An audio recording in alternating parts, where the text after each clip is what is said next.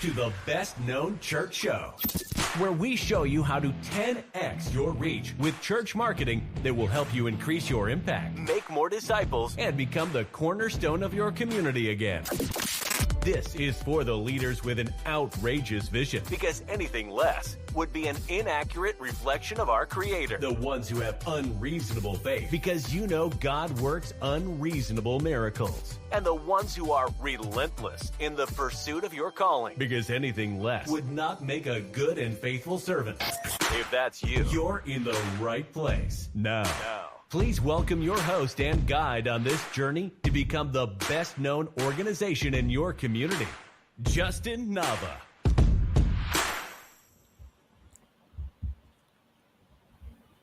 Welcome to the Best Known Church Show. I'm your host, Justin Nava, founder of the Nava Church Marketing Method. And I thank you so much for being here. I'm going to address this right off the bat.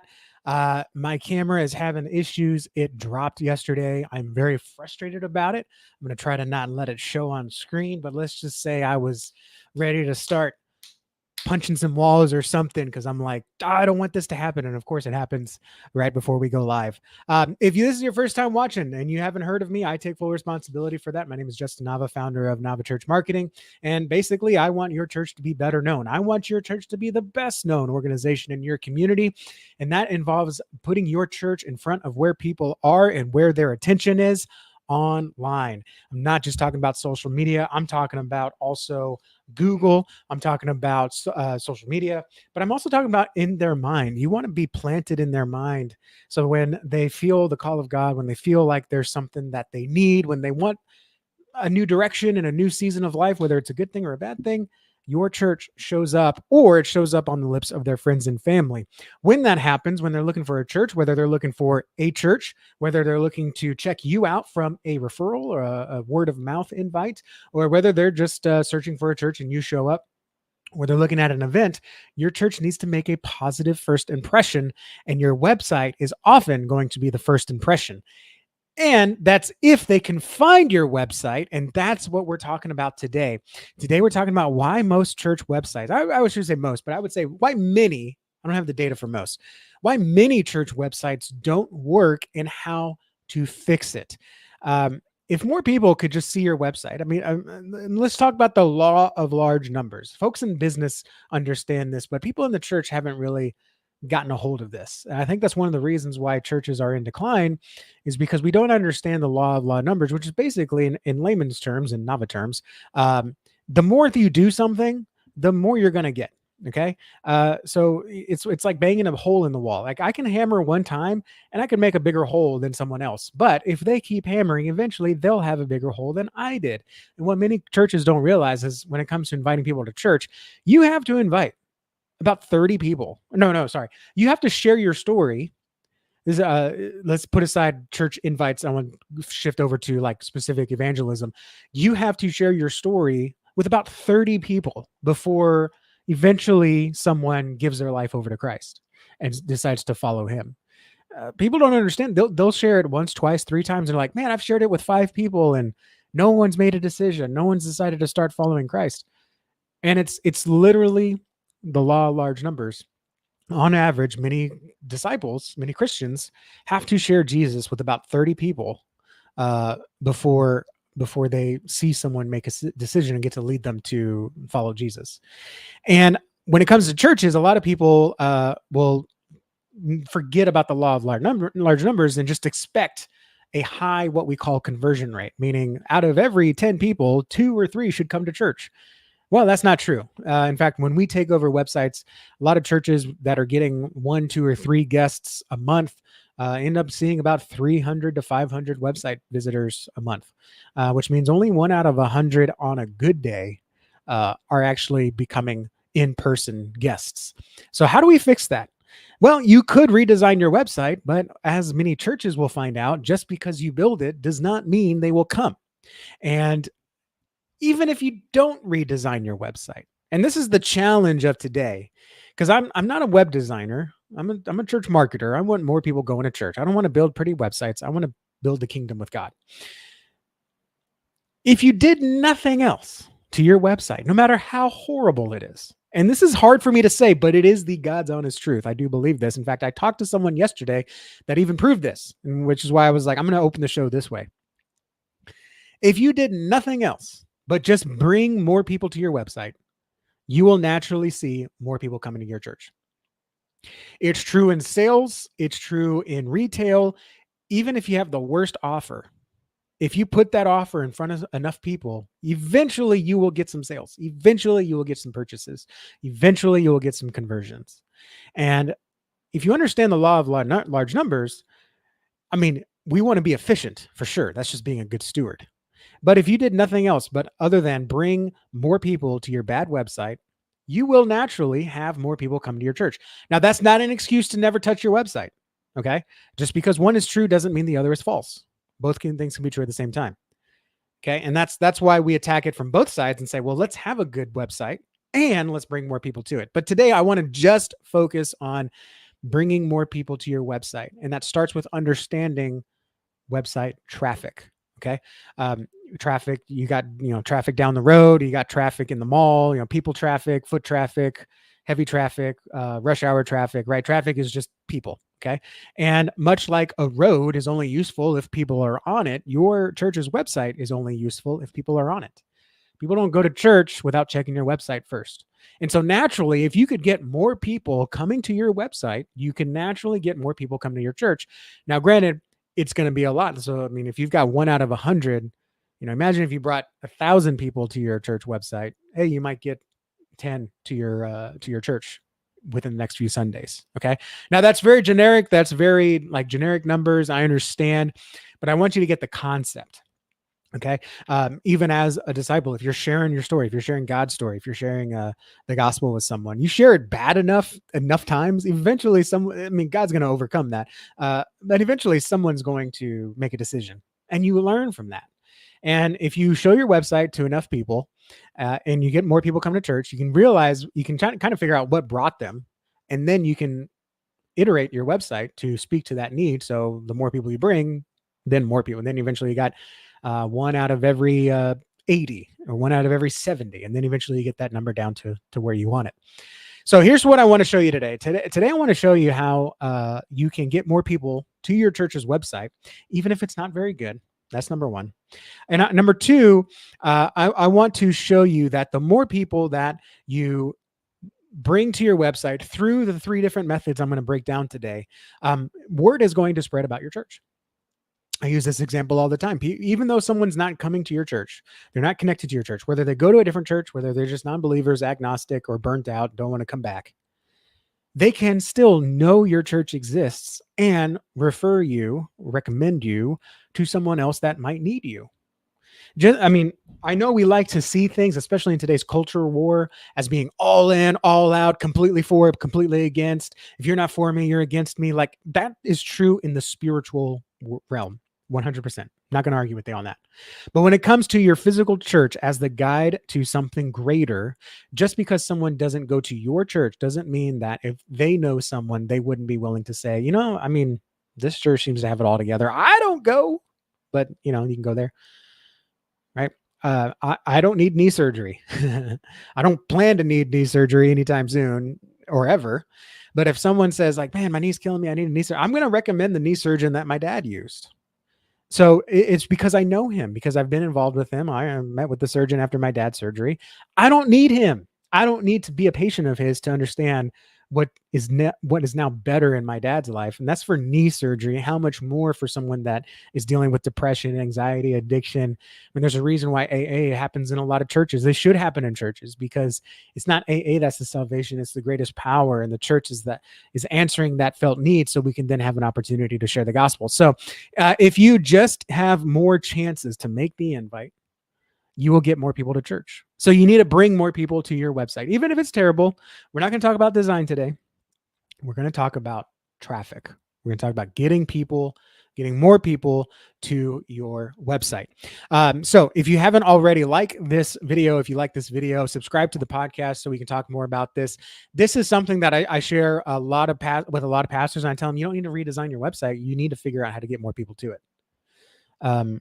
Having a beautiful church building is not going to bring more people to your church. You have to invite people. You have to bring people in. And how do you do that when it comes to the internet? I'm going to share with you 3 types of traffic. Most churches only do one. And so let's discuss that. And I want to make sure that you understand most churches don't have a design problem. You can go out and get a beautiful website template for $30 a month, $300 a year, right?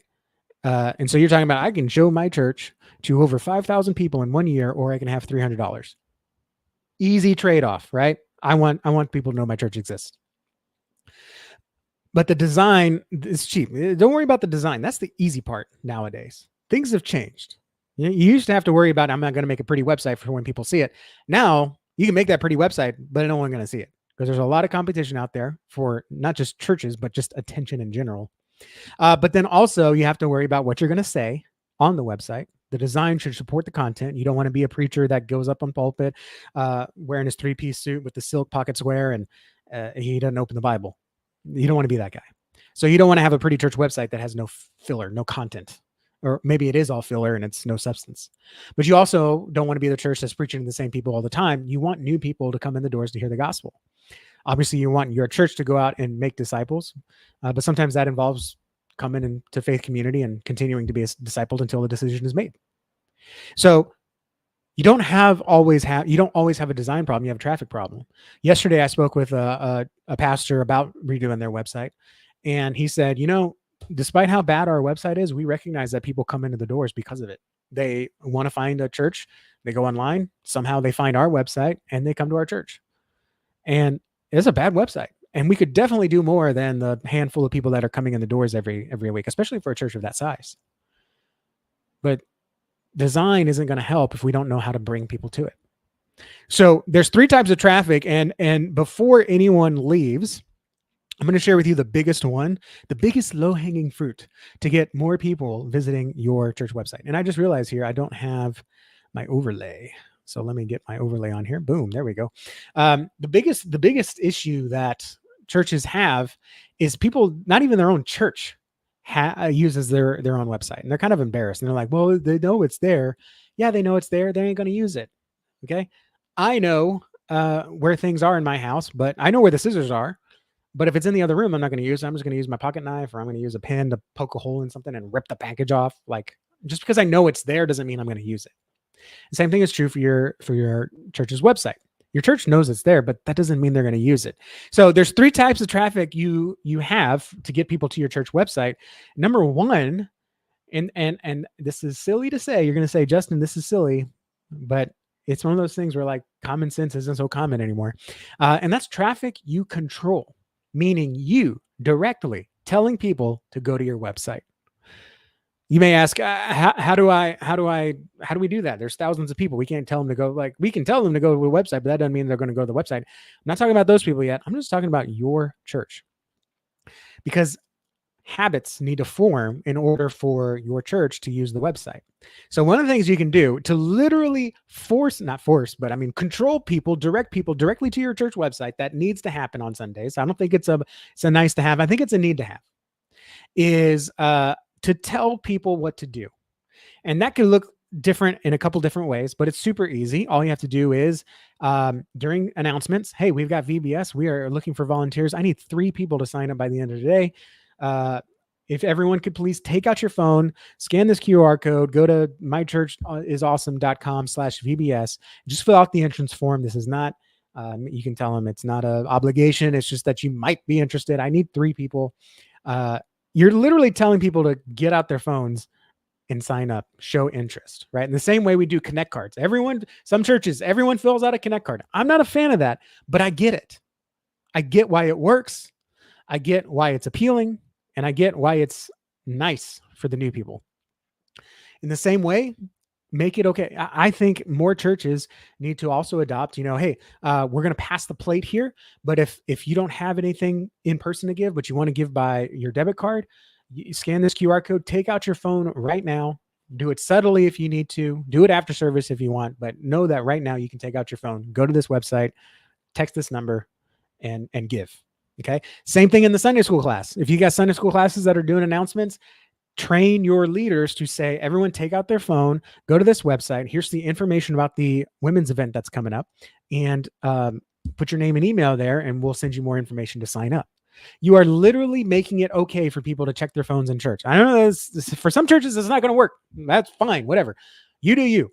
But I'm telling you, if you want more people to use your website, you got to tell them to use your website. You're training them in person, in the moment.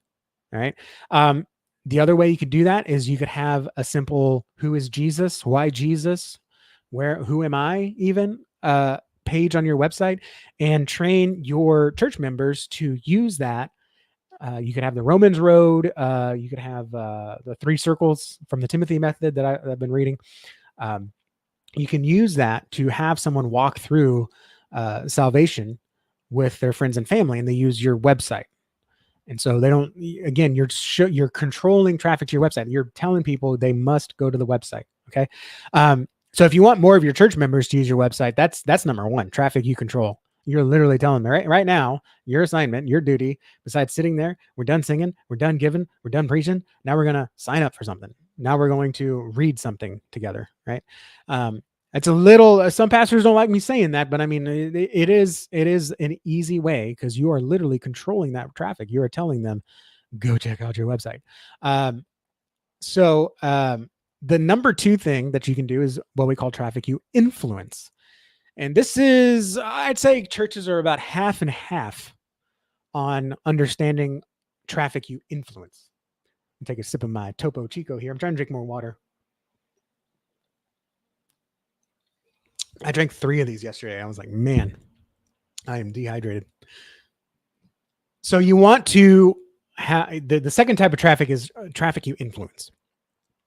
This is you showing up, asking people to go to your website.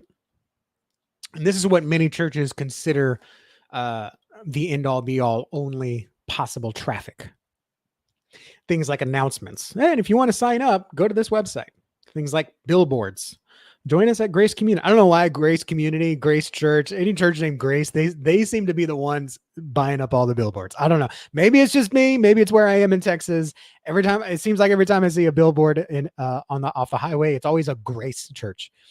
Grace be to you. I don't know. But anyways, Grace Church, connect with us here. And there's like an arrow because the church is right there off the highway. Right? Visit us online here. Social media. Okay. There's 2 kinds. People never think about this. There's 2 types of traffic that you can influence on social media. One of them is in somebody else's court, and one of them you can actually kind of influence a little bit more. It's organic, meaning you just post into your page and hoping Facebook's under their good graces show your post to someone. Or 2, ads. You pay Facebook to show your church to other people where they can then click and see your website. The other traffic that you can influence is print, just getting your website, getting information into people's hands, that then the next step is to go to the website. So that's all traffic that you can influence, meaning you're not really bringing people, dragging them by the collar to it, but you're also not just waiting for them to just willy-nilly want to come to your website. You're trying to influence them to take your website as a next step. And I always recommend the next step should be your website. Even if you're using Lifeway's VBS online sign up, Operation Christmas Child online box or whatever, you should still have a page on your website that you can tell people to go to in your announcements, in your print, in your social media, in your advertisements. Go to your website because then you can influence them further along that journey. I don't want to send them just to Lifeways because then I'm not in their phone history. They didn't type my name. They don't know me from Adam. They're going to rely on Lifeway to remind them what VBS they signed up for. So always go to your website, and that's traffic that you influence. Now, like I said, about half the pastors I talk to don't really see their website like this. They think it's just something there for people to stumble upon to, but you can actually influence. And again, you can create a page on your site walking through the gospel story, Romans Road, whatever you use, and you can have a page there, and you can run ads to that, and you can post on social and tell people to go watch or read it. You could, do a little print thing, got questions about why you're here, scan this QR code or go to this website to learn more about local group of people that care about you for some reason. I would love to even see like hand out donuts and water on the side and staple a little website. Is that why are we doing this? Read more here. And they can go to your website and learn about the love of Christ and why we serve. And maybe they'll see something missing in their life and they'll decide to visit you in person. Because maybe on your website, you're like, want to learn more? Come visit us in person. But that's traffic you influence, meaning you're getting your church in front of someone and you're asking them, hey, go to our check out our website to learn more, or check out our website as a next step. The last form of traffic is traffic you don't control. So you have traffic you control. That's literally you. I mean, remember, your website's like a road. You want people on it. Okay. So traffic you control is like getting in the car, getting your kids in the car and taking them on the road. Okay. That's traffic you control. Hey guys, we're going this way. All right. If you do nothing else, at least start doing that. All right. It's going to be a little weird at first, but once you kind of make it second nature, other people will appreciate it. And you'll naturally get more signups because people aren't going to forget. But then there's traffic you influence. Okay. That's what would that? I'm going to try to stick to my car analogy here. That'd be like putting out some banners and being like, I am putting a party. I'm hosting a party. And I want you to, you're invited to this address, and you give people directions, but you're waiting on them to get in the car and get on the road. Okay. The ball's in their court, but you're at least making them aware of where they need to go. Okay. And then of course, the more you're out there, the more chances they'll actually do something. Okay. I think we all have that friend that likes to invite you to his house and you're like, man, I don't know. I went one time, went a couple of times, not really. Eventually, like when he invites you the fifth time, you're like, all right, fine, I'll go. You just got to be relentless in that way. I mean, what a better way to be relentless than someone's salvation. But the last one is traffic you don't control. And this is basically like, I don't control everyone that comes to my doors. I've got pest control salesmen, roofers that want to do estimates, Jehovah's Witnesses, even, I mean, you don't control everyone that comes into your house or comes to your door as much as you want to. You don't control everyone that's going to find your website. Some people are going to randomly stumble upon your website. I'm not talking about random, like when we used to sit in front of the computer and say, I'm feeling lucky on Google, and you don't know what website you're going to get. Or what was that? There was a meme site where it's like, it would just take you to random websites that were funny games. I don't remember what it was called. Man, that's a blast from the past. If y'all remember that, put a comment down below. That's going to bother me. But there's traffic you don't control. This is going to be word of mouth. Okay. This is going to be people looking for a church that don't know you exist. They're just searching church near me, church in Flores Park, Texas. And it's basically what we call cold traffic. They don't know who you are. They don't know you from the church they grew up with. They don't know you from the church across town. They don't know you from the church they read in the news. And so you have to be ready to receive these people. And this is where a lot of church websites fall short, because they're not. Because they speak in Christian-y language that only Christians can understand, using language and only talking about the things the local body cares about, and not speaking to the felt needs of the community or the felt needs of just the general human, period. And this is where websites lose their evangelical opportunity and just become informational brochures. They don't speak to the human heart. They speak to the organizational, churchy heart. So you have to recognize that there's not much you can do for the traffic you don't control. If people happen to find you, God manipulates the Google algorithm. They got something very specific in mind and they skip the first 2 pages and they find your church on the 3rd page. They will find you. But not only that, they may be invited by a friend or family. And they're like, okay, what church is this? Let me look it up. And you're not necessarily ready for them. You don't know what next step you want them to take. They don't know what they should do next. It's not like they're coming in there to learn about the church on the corner. They're not coming in there to sign up for an event. They're literally just like, what is this all about? That's traffic you don't control. The ways you can increase this is by simply just getting the word out. So eventually you climb up in the ranks. So more people, when they're searching for a church, they click on you. Okay. You equip your congregation to make more invites. So even though it's not, hey, I want you to check out our church, go to our website right now, right? No, it's like, oh, Jordan told me about this website, and they try to find you online. And then you have to be ready to receive those people. It's kind of like if I was to go to Walmart and I wanted to buy something. And instead I went to the corporate site and I'm like, I'm looking for deodorant, dude. Like, why are you telling me about your values and if I want to work for you, right? You don't want your church website to be just something for the congregational entity, right? If you need something for that, make it a second website, like the McDonald's corporate website. But your main website, I think, needs to be more focused on the community as a whole, with the purpose of guiding people to take a next step, to connect with you, to then be discipled. Whatever that looks like, it's different for every church, but there should be a definitive next step. And if you know that definitive next step, and you use your website to send your church to use it, B, get in front of more people with an offer to come to an invite, come to an event, come to a service, come to an outreach event, come to a mission opportunity, whatever it is, try to influence those people. But then also recognize that there are some people that are just going to find you. They're looking for a church. They're new to the area. They haven't heard of you. They may even live down the street and they haven't heard of you. But when they find you, you need to be able to nurture them into what you want them to do next. And again, that has nothing to do with design. It has to do with intentionality. It has to do with what is the purpose of the website? How does it serve the mission of the church? When you consider where traffic comes from, it really changes how you use your website. It's no longer what template do I need? What colors do I need? But what should someone experience when they visit our church online? And that's almost what it is. It's almost a visit to your church, which is why you should have people on your website, happy, friendly, smiling people, doing life together, fellowshipping together, worshiping together, reading, studying. You should have sermons, Bible studies, lessons, prayer requests. I mean, the way that the spiritual practices we take in person in church can also happen to a lesser degree, I'll admit, online. And if you can get them engaged online, it makes it easier to bring them in person.